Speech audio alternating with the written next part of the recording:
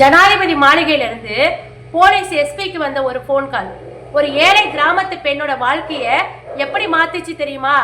17 வயசுல கட்டாய திருமணத்தின் விளிம்புல நின்ன ஒரு பெண்ணு இன்னைக்கு அமெரிக்கா மைக்ரோசாப்ட்ல மாசம் லட்சக்கணக்கில் சம்பாதிக்கிறாங்க. இது சினிமாவையே மிஞ்சின நிஜக்கதை. டாக்டர் ஏபிஜே அப்துல் கலாம் காப்பாற்றின அந்த ஒரு மாணவி 8 வருஷம் கழிச்சு அமெரிக்காவில் வச்சு அந்த எஸ்பியை நேரில் சந்திச்சப்ப என்ன நடந்துச்சுன்னு தெரியுமா? வாங்க வீடியோக்குள்ள போலாம். வீடியோவை ஸ்கிப் பண்ணாம முழுசா பாருங்க. 2008 வருஷம் திருச்சி மாவட்டத்தில் ஒரு எஸ்பி ஆஃபீஸு கலியமூர்த்தி அப்படிங்கிறவர் ஒர்க் பண்ணிட்டு இருந்த பீரியட்ல ஒரு நாள் மத்தியானம் 2:30 மணிக்கு நம்மளுடைய முன்னாள் குடியரசுத் தலைவர் டாக்டர் ஐயா ஏபிஜே அப்துல் கலாம் கிட்டேருந்து ஒரு நேரடியாக ஒரு ஃபோன் கால்ஸ் வருது. அப்போ கலாம் அவர்கள் திருச்சி துறையூர்ல ஒரு ஊர் இருக்கா, அங்கே சரஸ்வதி அப்படிங்கிற ஒரு மாணவி மாவட்டத்தில் முதல் மதிப்பெண் வாங்கியிருக்கா. ஆனால் 16லேருந்து 17 வயசு பெண்ணோட விருப்பத்துக்கு மாறா சுமார் 30 வயசு வித்தியாசம் கொண்ட 47 வயசு தாய் மாமனுக்கு 2ஆம் தரமாக திருமணம் பண்ணி வைக்க ஏற்பாடு நடந்துட்டு இருக்குது. இது எனக்கு தெரிஞ்சிச்சு. அந்த பொண்ணு மேலே படிக்க ஆசைப்படுறா, உங்களால் ஏதாவது செய்ய முடியுமா அப்படின்னு சொல்லிட்டு கேட்டுட்டு இருக்கிறாரு. இன்ஃபர்மேஷன் கிடைச்ச உடனே டிஎஸ்பி இன்ஸ்பெக்டரும் சம்பவ இடத்துக்கு நேரில் போகிறாங்க.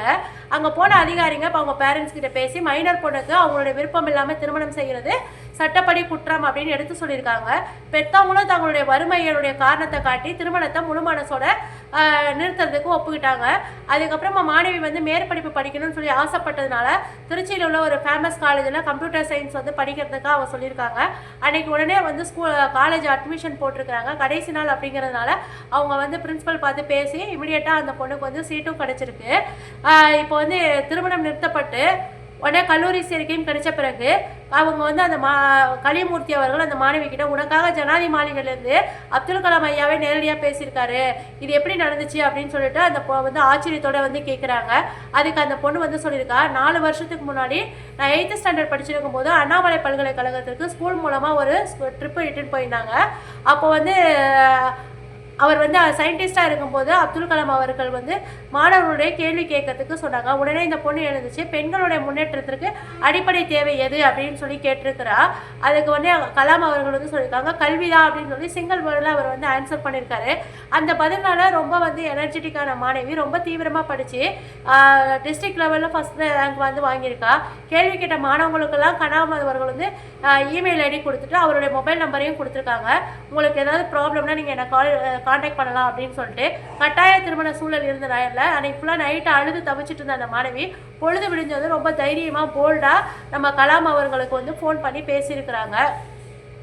அதுக்கப்புறமா 8 வருஷத்துக்கு கழிச்சு அமெரிக்காவில் நடந்த ஒரு நிகழ்ச்சியான சந்திப்பு என்ன அப்படின்னா, இந்த இன்சிடென்ட் நடந்து ஒரு 8 இயர்ஸ் ஆயிடுச்சு. அமெரிக்காவில் ஹூஸ்டன் அப்படிங்கிற நகரத்தில் தமிழ் சடங்கு கூட்டத்தில் திரு கலிமூர்த்தி அவர்கள் சிறப்புரை ஆற்றுறதுக்காக வந்திருக்காங்க. உரையை முடிச்சு மேடையை விட்டு இறங்கி போகும்போது ஒரு பெண்ணு தன்னுடைய கணவர் மற்றும் பெற்றோரோட மேடைக்கு 2 நிமிஷம் பேச பர்மிஷன் கேட்குறாங்க. மேடையில் அந்த பெண்மணி பேசுகிறாங்க, தான் அமெரிக்காவில் மைக்ரோசாஃப்ட் கம்பெனியில் 4.5 லட்ச ரூபாய் சேலரியில் இன்றைக்கி நான் ஒர்க் பண்ணிகிட்ருக்கேன். கலியமூர்த்தி அவர்களை பார்ப்பதுக்காக 300 கிலோமீட்டர் நான் காரில் ட்ராவல் பண்ணி வந்ததாகவும் சொல்லியிருக்காங்க. தொடர்ந்து பேசினவர் இந்த ஐயா இருந்ததுனால தான் என்னை உங்களுக்கு மறந்து போயிருக்கலாம். கலியமூர்த்தி ஐயா, நீங்கள் என்னை மறந்து போயிருப்பீங்க, ஆனால் அன்றைக்கி அப்துல் கலாம் ஐயாவையும் உங்களையும் என்னால் ஒருபோதும் மறக்க முடியாது. அவங்களால தான் நான் காப்பாற்றப்பட்டேன். அதே துறையூர் சரஸ்வதி தான் அப்படின்னு சொல்லிட்டு ரொம்ப கண்ணீரோட நிகழ்ச்சியோட சொல்லியிருக்காங்க.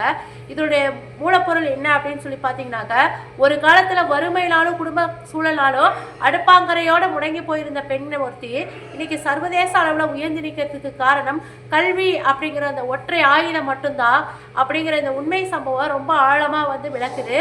அதனால பெண்கள் அவங்களுடைய வாழ்க்கையை மாற்றணும், அவங்க அடுத்த அடியை எடுத்து வைக்கணும் அப்படின்னா அவங்களுக்கு கல்வி மட்டும்தான் ஒரு தற்காப்பு ஆயுதம்.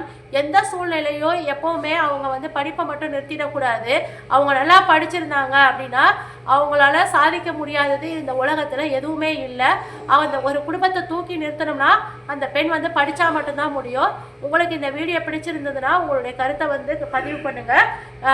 ஒரு லைக் பண்ணிவிட்டு உங்களுக்கு பிடிச்ச நண்பர்களுக்கு ஷேர் பண்ணுங்கள். நம்மளுடைய வீடியோவை சப்ஸ்கிரைப் பண்ணிடுங்க, சேனலை சப்ஸ்கிரைப் பண்ணிவிடுங்க. நம்ம நாளைக்கு அடுத்த ஒரு வீடியோவில் பார்க்கலாம்.